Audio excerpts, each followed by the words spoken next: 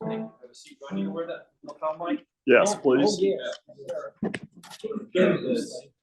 I'm gonna swing this around your way a bit. Okay. Here, there we go. Is this all right? Yeah. Just I'll wrap this around here. Josh, why'd you get I'm coming back. Did you change your last name? I did. Well, they said to wear your favorite football jersey. I guess I got confused. Chapel Hill Blue. How's this? Check 1 2. Check 1 2. Is that okay? Hello. Josh White, while you get ready, we've got on Zoom Bob Lewis, Hap Roberts, Dave Caldwell, Deb Lewis, and Dyke Message. So good crowd. Welcome all. Well, obviously the presence looming in the air is Tim, and I'm a lot of what I had to talk about today is adjacent to a lot of the things that Tim did here, and I hope you'll come to worship, or maybe you did already. There'll be some time to honor Tim, some moments in the preaching and in the prayers. But I know that his testimony in this room made a big, it meant a lot to y'all. And I actually haven't gotten to see that yet. And it's one of the things I'm going to do this week because Steve was telling me about how meaningful it was.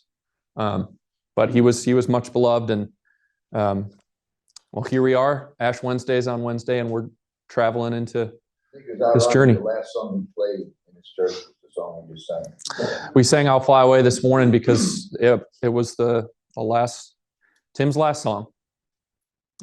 So isn't life somehow that poetic and wonderful and terrible at the same time? My favorite author, Frederick Buechner, said, "This is your life. Beautiful and terrible things will happen. Do not be afraid, for all the death that there ever was set next to life could scarcely fill a cup." And that rings true today. All right. With that, let's talk about mysticism. So I want you to join me for a second with a Sunday morning with a family of three. Mom wakes up early to go to the Y for yoga class, and as she lays on her mat, it strikes her that the atmosphere of communal breath and presence enlivens her spirit. She feels drawn to something, a part of something. During the final meditation, the teacher offers that today you've shown up on your mat, and you are becoming your truest, most authentic, beautiful self. Namaste. This feels good. This feels like relief. It's exactly what her and her therapist have been talking about as they strive to dig out her truest self for an hour every Monday morning.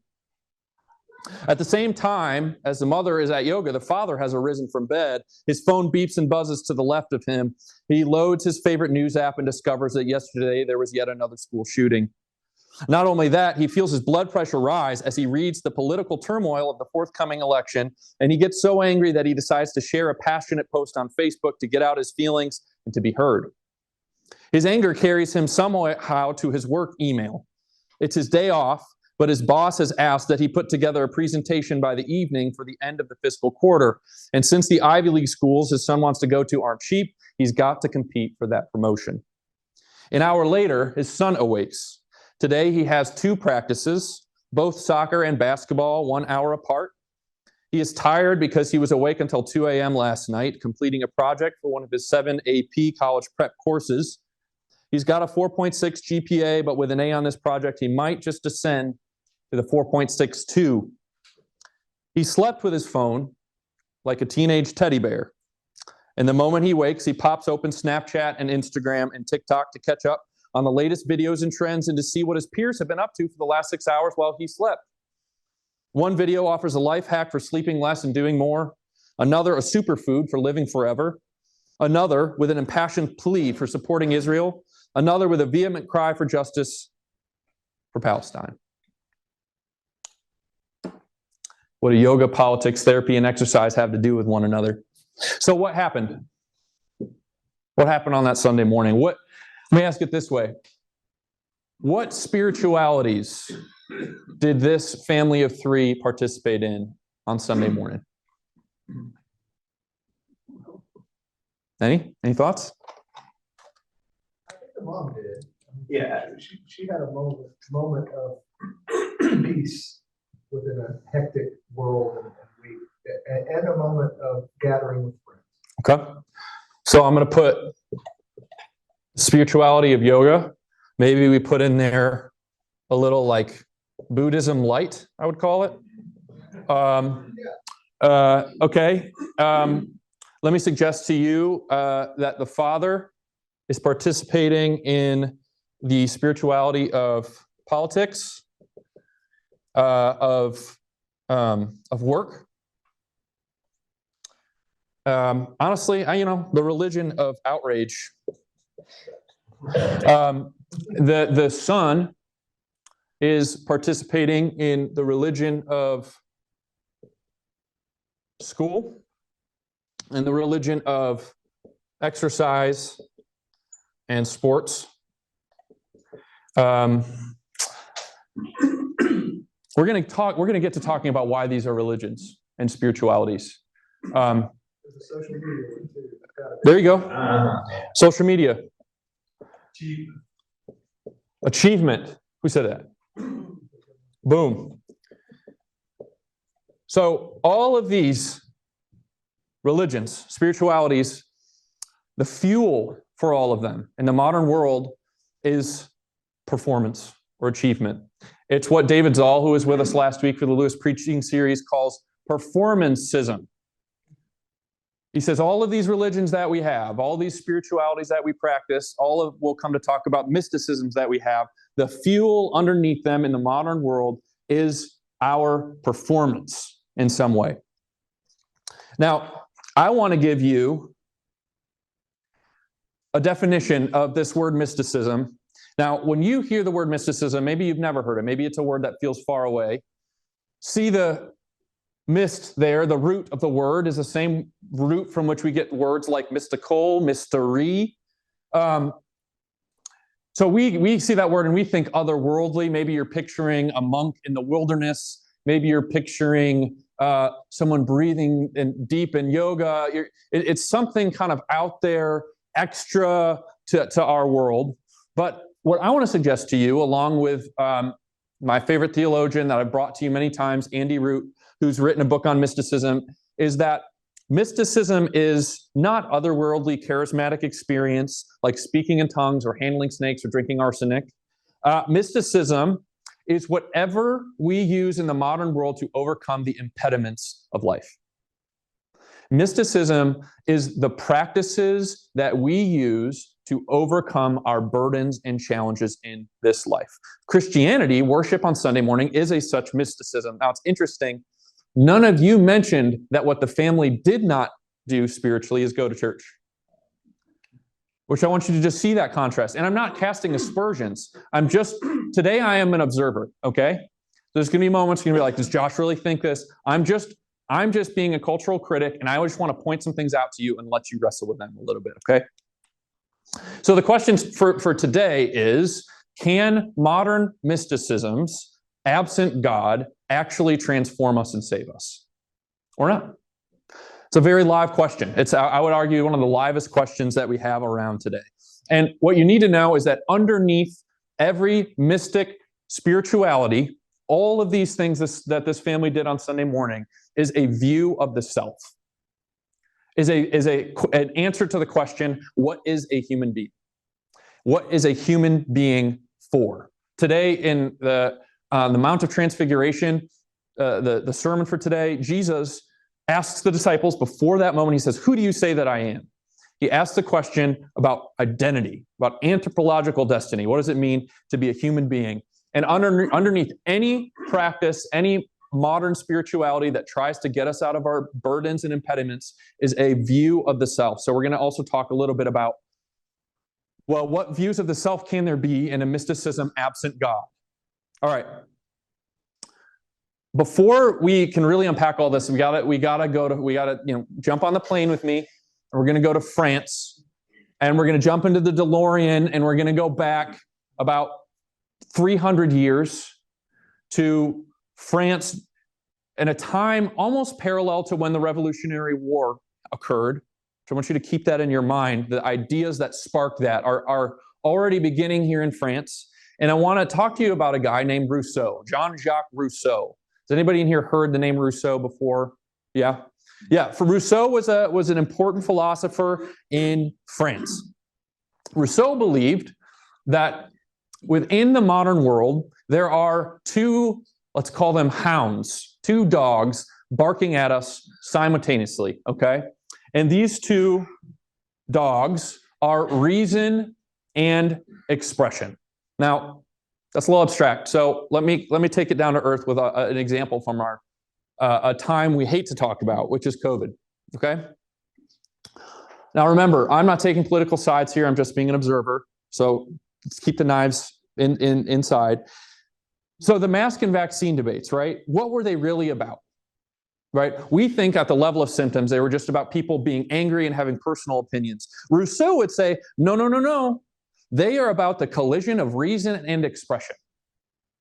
Underneath the symptoms of that are these two dogs that always bark in society. Sometimes one barks more than the other. And there are reason, people who believe that the world can be solved through knowledge and data and science. And then there is expression, the idea that what's most important in the world is how an individual expresses their opinion, no matter what, no matter whether there's reason attached or not.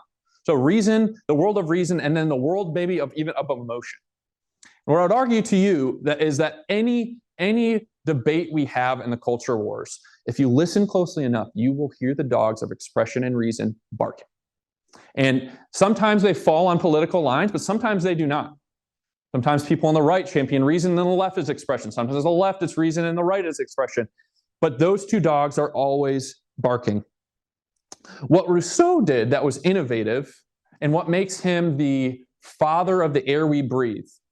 So whether or not, I had a professor in seminary who once said, you don't realize it, but that's Rousseau air you're breathing. All of you are breathing Rousseau, whether you know the name or not. What he did is he took reason and expression, and he gave us a way to transform as human beings without God. He said, we don't need the church anymore. We don't need the church who tells us that there is a God outside of reason and expression who can forgive our sins and overcome our guilt and fix us from our impediments and save us. Transformation, he said, is not something that comes from the outside. It's something that comes from the inside, from within the human being, right? If you go on social media today and you follow the influencers who have millions upon millions of viewers, right? Online billionaires are popping up like once a week these days. Influencers, and what they're telling people is how to transform. And most of the ways that these online influencers tell people how to transform is from the inside. There's some kernel or special thing within you that can allow you to transform. So Rousseau said, we're going to do away with God because we don't need God anymore. We don't need God to overcome our sin and our brokenness and the impediments of life. So what he introduced to us is something called a closed world. Disenchanted, meaning, you know, in the 3rd century, if you were to go to Latin Mass, you believed that by going to Latin Mass and eating that bread, that you were literally digesting a spiritual force that would keep demons at bay. I'm not speaking on a figurative level here. The world was so enchanted. It was so overcome with the presence of God, with the possibility of the supernatural, not just the natural. Those two things coincided together. We don't live in that world anymore. Maybe on Sunday mornings we live in that world a little bit, but for the most part, reason and expression have become our gods. Okay? You guys follow me a little bit? Everybody with me? Any questions at this point? I know I'm throwing a lot at you.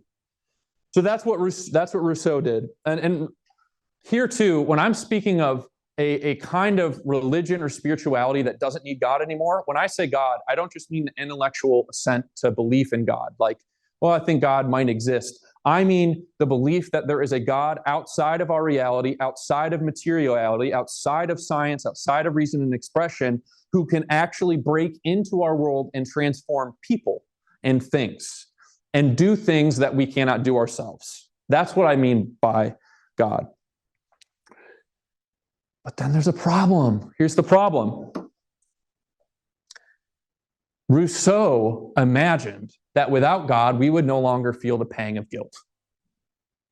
We would no longer feel broken. We would no longer feel the pain of being alive. We would become self-actualized people, and all of us would just be like, fine, I've finally discovered my true self, right? You've heard that phrase. My truth is my truth, right? You've heard that phrase.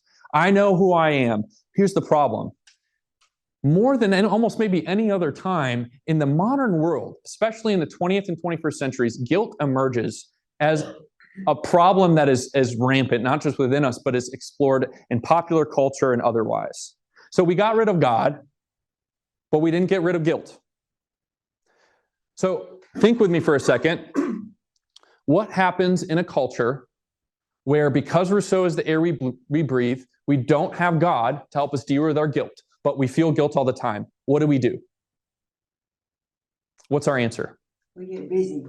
We get busy. Yes, I'll take it a step further. We attach religious fervor and significance to all of these other things that aren't the living God, and they become our gods for us to try to help us get rid of our guilt. And all of a sudden, everything is spiritual. There are all of these spiritualities, and these spiritualities claim, we hope that yoga can give us an experience that transforms us and gets rid of our guilt. And that might sound silly to say, but I think deep down we sort of believe this about these things, right? The yoga mat is much preferable to the church pew on Sunday morning. We're going to talk about politics in a second because it's the worst one, I think. So guilt in the modern world. I just saw this movie. Does anybody have an idea who this is? Oppenheimer, Robert Oppenheimer. Oppenheimer was the brilliant physicist who was selected to be the leader of the Manhattan Project. During World War II, we believed that the Nazis were finding their way to the atomic bomb.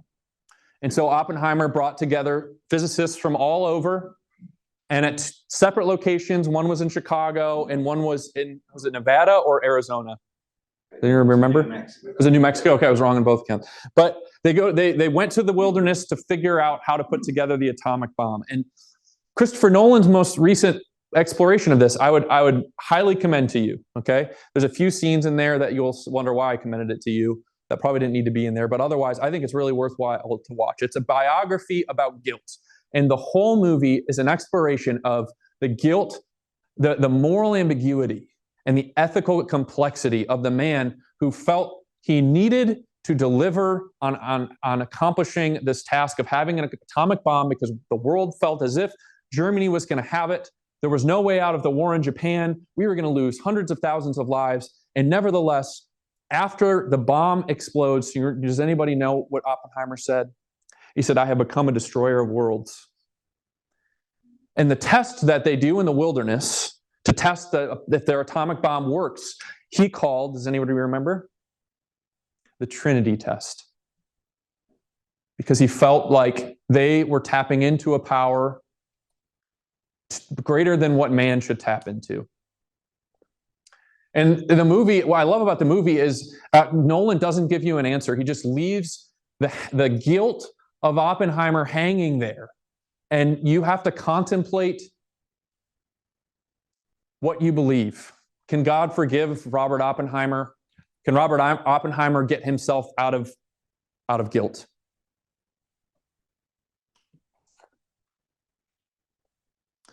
So all of these things become our answer to the problem of guilt, and we attach religious fervor to all of these. Now, I would argue, this is the word that everybody loves to use these days. What word is that? Polarized. We're polarized. We're polarized. We're polarized. We're polarized. And it's a fitting word. But we always talk about these problems at the level of symptoms rather than at the level underneath, right? There's tectonic plates moving our culture underneath us. And what happens when tectonic plates move enough? An earthquake. You feel the symptoms in your culture. And what Rousseau did, those are the tectonic plates that are moving. And I would argue it's not quite that we're politically polarized. It's that we have chosen politics to replace God. And I don't mean those on the other side of how you vote have chosen politics to replace God. I mean Something's happened in the human spirit where we have attached a fervor to politics. This is why when I talk to folks of older generations, they say, I remember us being passionate about politics, but I don't know that I remember this. That's why I remember when I was 18, I wasn't that aware of the political issues of the day as if I had to take a position in school at age 18. And next November, we will elect our high priest.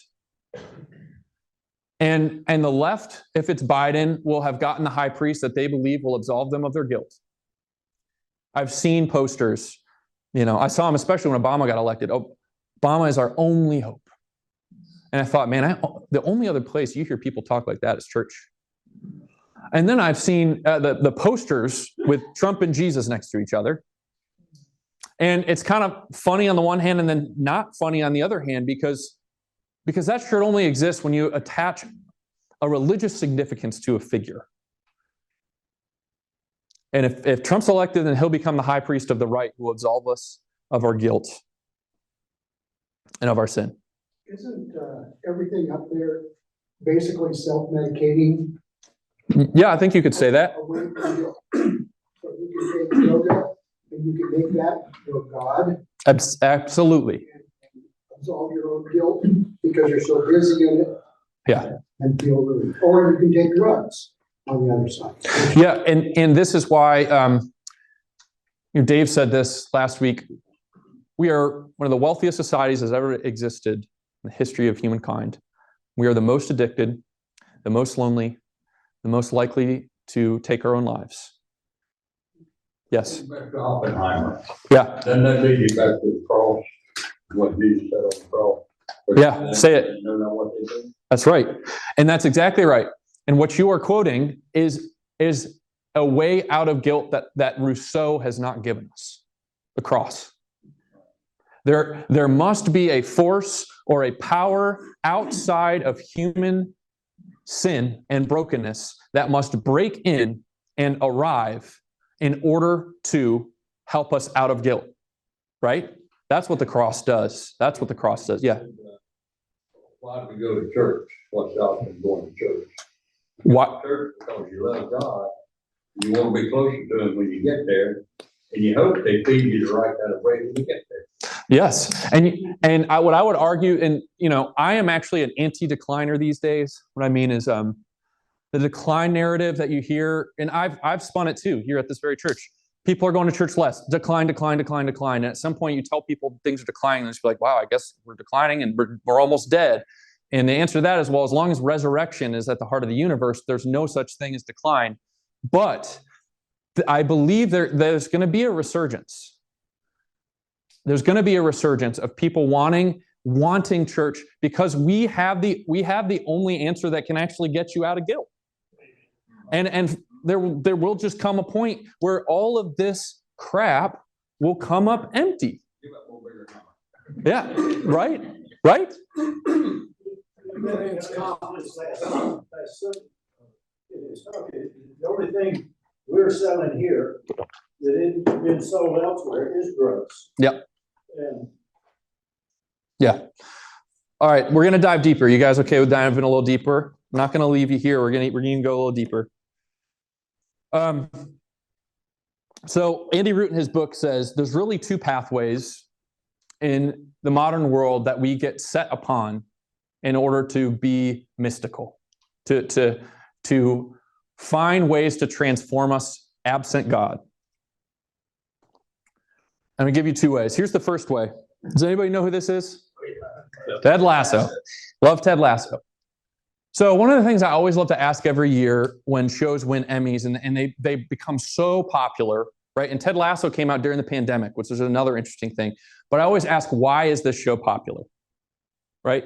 It doesn't matter if a show is on Apple TV or HBO, the network doesn't matter. What is it that's drawing people to it beyond entertainment? And entertainment's one answer, but it's shallow because television, film is art. And what art does best is it draws you into something bigger and deeper, and it asks human questions. And the biggest question art has to ask and try to answer is, what do we do with our pain and our suffering and our guilt and brokenness? Ted Lasso is the king of what I would call the mysticism of inner expression. He's the expression side. Ted Lasso is this guy who finds out of himself this kind, beautiful man who goes and spreads his kindness all around, right? And it's really moving to watch. I think it's why this show connects. The second way, so keep that in mind. The first way is this sort of inner expression. This is the second way. Another show that people talk about with religious fervor and significance, and I know Steve's seen it. I'm not going to recommend it to you because it's hard. There's some tough stuff and it's hard to watch. But who is this, Steve? That's the leader in Succession. That's the dad. Logan Roy. This is the Roy family, and they own a multimedia conglomerate. And you can tell by the look on his face exactly the kind of guy he is. He is brash. He is tough. He is brilliant. He is a brute. And he represents Friedrich Nietzsche, who was a great philosopher who said that the truest form of being human is the individual's will to power and the individual's will to sort of pick themselves up by the bootstraps and to put their power out into the world. And that's Logan Roy. So you've got Ted Lasso on the one hand, you've got Logan Roy on the other. So we're going to map this out. I drew that red triangle, so you know why I'm in theology and not in art. But so we're going to map mysticism on this triangle, okay? We're going to map mysticism. Over here on the left is what I would call the humanist side. And this is where Ted Lasso is. It's that the way to overcome guilt and to transform ourselves is by inner expressive genius. It's by something that comes from within us. And this is very Rousseau. Once we find that part of ourselves that we were always supposed to find, once we finally find what we've been looking for, we throw it out there onto the world and we feel better and we become the people we always thought we would be. On the other side of the triangle, and you don't need to remember these words, humanist and counter-enlightenment, if they're not helpful to you, is the counter-enlightenment example. And this is a Logan Roy. This is, no. The way to be transformed and overcome guilt is to be an individual who exerts heroic external action on the world. If Max, you're gonna get these references. I don't know if the rest of you will, but on YouTube, there's a lot of guys who fall in this camp. There's the Joe Rogan podcast. There's the Jordan Peterson podcast.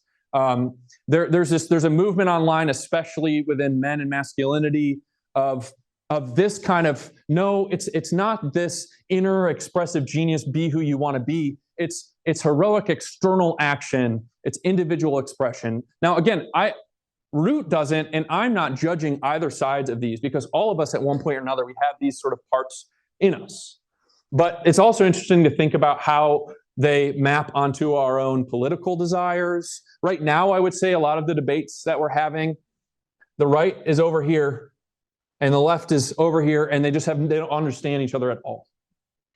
Because because they're so different, but not because we're polarized.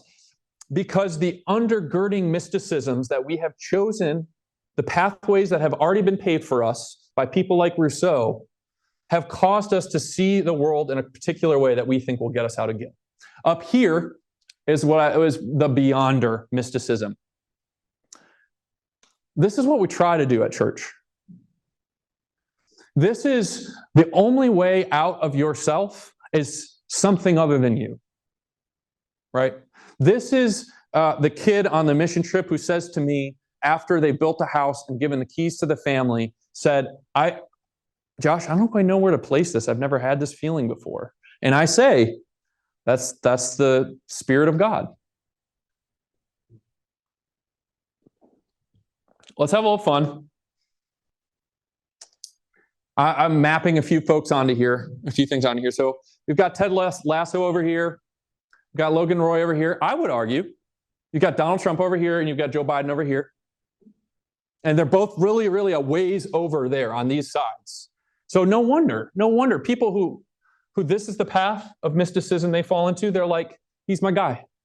And then people over here are like, well, this guy, Joe, he's my guy, right? But what do you see? I would not say that either of them are going to get us here. We think they will, though. Don't we think they will? Academic achievement. One of the interesting things that Andy Root does in his book is he traces these spiritualities through the memoirs that have been written in the last 30 years.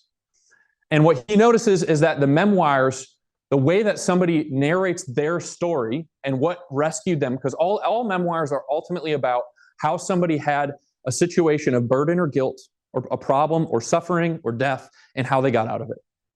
And a lot of them will be ones where, this memoir says, well, I grew up in the backwoods of Tennessee and my family were fundamentalists and they didn't believe in school. But I left my family, I had never read before, and I realized that I had these intellectual proclivities and the university saved me. And then on the other hand, there's things like exercise where it's, well, I was lazy, I had no ambition, I had no energy to live, and I found this exercise program, and for a year, and you can watch these videos, they're all over YouTube, by the way, where you will see in like 15 minutes the body transformation of somebody, they're everywhere. Again, not judging, just observing. But exercise almost takes on a worshipful, spirited, it's called CrossFit for a reason. I don't know, right? Every Lent I say, carry your CrossFit. But anyway, okay, hanging in the balance of all of this is Protestantism, is the main line, is the religious world that we occupy. So what happens when the church is faced with these ways of being mystical and religious without God? And what happens when the church, rather than bring people here, says, you know what we're going to give people? We're going to give them a God version of this and of this, right? Maybe on this side, it would be, come to this church and we will show you how to act justly in the world. Again, the Bible talks about justice all the time. I'm not saying it's a worthy pursuit. But what if the church says that's the only way that we express our Christianity? What have you done? You've left people in a mysticism without God. What if you are, I would put maybe the non-denominational evangelical church that I kind of grew up in on this side. And it's very individually charged. It's very, how can you as an individual have a passionate enough faith to go out there in the world and to save the world to Jesus? Now, again, there's a lot of good stuff there. But if people come to worship and that's what you give them, why would they come back? You haven't solved the problem of guilt. You've just attached God to things that aren't. It doesn't work. So could it be the case that a part of the reason why decline is a reality is that the church has just simply forgotten the one thing that it can do better than anyone else? We've given people cheap options, or we've godified or religionified these options, and we've let them stay in these spiritualities of the everyday. What about going up here?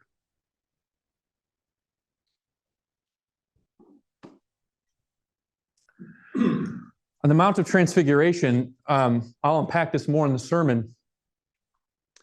But Jesus goes up and he shows the disciples up on the mountaintop, way up high, all the way up here, who he really is. And before that, they have a conversation about who he is. And Peter says, "You're the Messiah." They have all of these versions. Most of the time that Jesus gets into fights in the Bible or in arguments, it's because people are trying to put him here or here. Do we have to pay taxes to Caesar, Jesus? Right? Do we got to pay taxes to Caesar? Hey, I want to follow you, but I'm wealthy and I don't want to give up my possessions. What do I do? And Jesus always tells a story. And what do those stories do? What do stories do? We're narrative beings. They bring you someplace else. Encounter with the other. Andy Root says, encounter with the other. Having an encounter face to face with someone outside of yourself. That's getting people to the beyond. It's not bringing people to church and saying, by the end of this service, after you hear my sermon, you're going to be better people. Let me tell you, today's the day. Dan's going to come in, broken soul. He's going to leave, majestic, glorious, triumphant Dan. We think that that's what church is supposed to give us because we want these things. But it's not. What do? At the very beginning of the service, we confess our sins. Sin is still a 3-letter word. We open up our arms and we admit that we're guilty and we have no way out of it on our own. And the assurance of pardon every time says, somebody outside of you became like you, right? He who knew not sin became sin. What does that mean when Paul talks about that? It means that Jesus became all of this stuff and on the cross took us up here and was risen from the dead and gave us a new dream. And there's a voice that speaks to Jesus on the mountaintop. A voice from outside of his own consciousness, not from within Jesus. It doesn't say, and Jesus looked deeply within and heard that he was good. It says, what does the voice say? The same words that the voice spoke at his baptism. You are my beloved Son, in whom I am well pleased. A way out of guilt. A voice from elsewhere. Okay. I want to end with my favorite movie, Good Will Hunting. Robin Williams, the late Robin Williams, this brilliant comedic actor who plays this deeply moving, dramatic role. And Matt Damon at the beginning of his career. Sometime look up the way that this movie was created. Matt Damon and Ben Affleck were unknown, and they wrote this script, and they were trying to get it out there. And finally, Robin Williams signs on, and the movie gets made. Will Hunting is a genius. He was born a genius. He also has grown up in foster homes. He also has grown up by experiencing intense physical abuse in these foster homes. And now as an adult, he's trying to figure out how to overcome his guilt. And that's really what the movie is about. And he's got 2 assault charges to his name, and the only way out of jail time is that he gets sent by a Harvard professor to this guy, a psychologist and therapist who is also a veteran. And they've been at a standstill for a few weeks, and then they have a conversation. I'm going to share this video clip with you. Now, let me warn you, the pastor is about to show you a video clip that has about 3 F-bombs in it. It's the way the world is. I think we've all heard the word before, right? I want you to think about what Robin Williams' character, would someone mind grabbing the lights? What Robin Williams' character is saying to Will. Will's got one particular way of looking at the world, and Robin Williams is offering something a little bit different.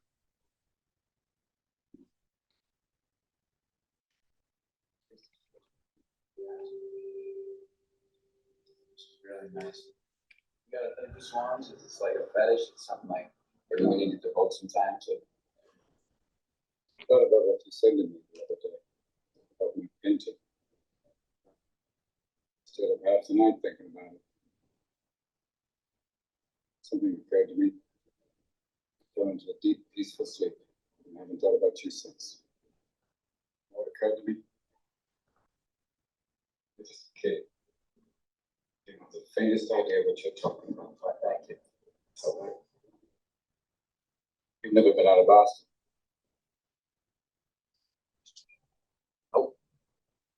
If I asked you about art, you'd probably give you the skinny on every art book ever written. Michelangelo. You know a lot about him. Life's work, political aspirations, him and the Pope, sexual orientation, the whole works, right? But you can't tell me what it smells like in the Sistine Chapel. You've never actually stood there and looked up at that beautiful ceiling. Seen that. If I ask you about women, you'll give me a syllabus of your personal favorites. Maybe even been laid a few times.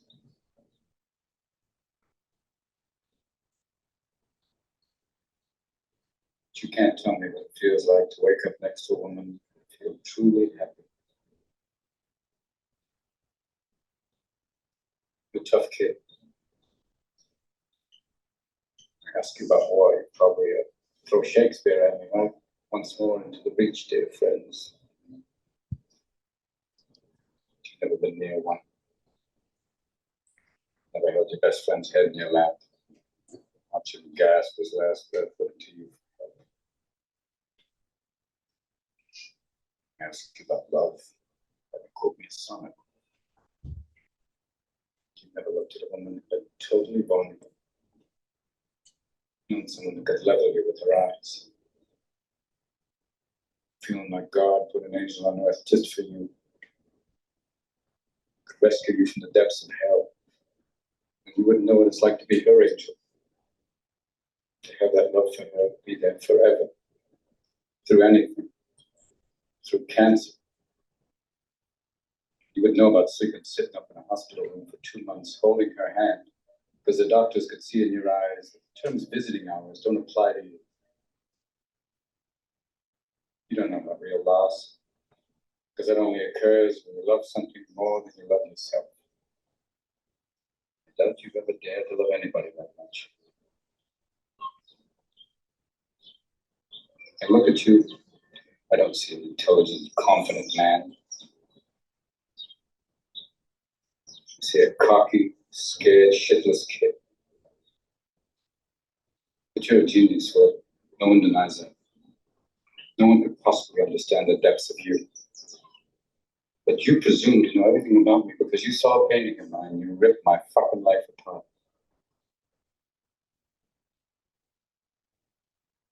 You're an orphan, right?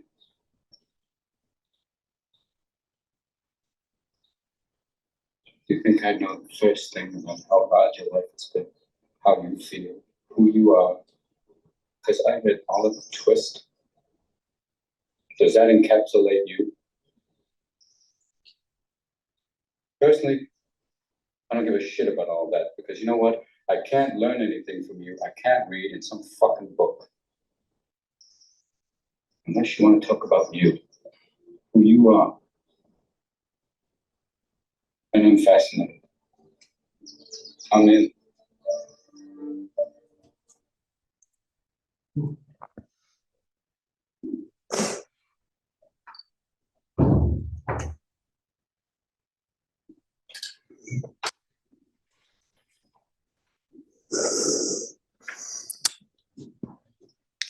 Will knows everything, right? He's got a brain where he can possess everything. He's got inner expressive genius. He's got the will to heroic action. He can will himself on the world and be great. But he can't get himself out of his own guilt. He can't get out of the pain and trauma of his past with people who were supposed to love him who didn't love him. In the very last scene of the movie, Sean and Will are sitting in a room together. And Sean puts before him the pictures of all of the abuse and says, Will, all of this stuff, it's not your fault. And Will begins to weep in Sean's arms as Sean continues to say, it's not your fault. It's not your fault. It's not your fault. Only through the encounter with an other, especially when that encounter has to do with our deepest wounds and pain and suffering. Today, this week, our church, it's death that we're dealing with. And there is no amount of this or that can help us understand or bring Tim back. But if we go up to the mountain, we see Jesus face to face, we encounter a love greater than knowledge, somebody more heroic than ourselves, and we see him in the cross giving his life away, we might have a shot at getting rid of the guilt that stalks us. And that encounter That's the whole point of this thing we call church. That's the whole deal. And if First Pres can continue to do that, start doing that, keep the main thing, and get people up here. That's what's going to bring people here. Not shiny window dressing, not anything else. Not young pastors, none of that stuff. Mostly that we're telling people the truth, that there is something that can get rid of their guilt. I'm going to stop there. Any questions or reflections, or does this make sense, or is this just okay? He got the Academy Award along with being Affleck. Yep. Script. My favorite line in it, he asks his girlfriend after he's been arrested, "You're not pretty long, are you?" Yeah. Yes, Bob. Full of fear, be patient. Jesus loves everybody, and pray and listen to the Holy Spirit. Yeah. Yeah, that makes me think, what are the practices that sustain a life, that move us up there? Right? And prayer is huge. Why? What is prayer? Well, if you pray, you are acknowledging there's something other than you that is the only thing that can actually help you out of this thing, right? Yeah. Prayer is walking in beyondness. Any other thoughts, or Just the Steve? Realization that being here on Sunday is in many ways my only shot at getting up there. Because if I'm honest with myself, I spend my week pinging back and forth at the bottom. Mm-hmm. In any given moment, on either side of that. And it's only here that I get to that thin space. And if you don't know what I mean, you'll go to church today. You'll know what a thin space is. But it's my only shot at getting to that thin space where I'm a little closer. Mm-hmm. And it's a simple takeaway. Come to church. But when you melt it down, that's my only shot during the week to get it. It's supposed to be a sanctuary. Why do we call it? It's, sanctuaries are supposed to be built like ships. You're supposed to feel like you're in a ship. Why? Well, because the waters out there are tempestuous and the waves are crashing, and you come in on this ship, in this sanctuary, you come to a place that reminds you who you are. You were going to say something, Will. I was going to say, given enough time, probably everybody in this room has seen people at the top of each one of those categories there, or worldly, made it. And fulfillment is not there even for them. Yeah. Can't be found there. So, oddly enough, the fulfillment that we find there at the top of the mountain is knowing we're not going to get it perfectly right. Yeah. You keep chasing that the whole time, you're not going to make it find fulfillment. Exactly. And we're all, almost all of us are men in here, but men go through something far more dramatically than women do, which is a midlife crisis. Some women have them, but many more men have midlife crises.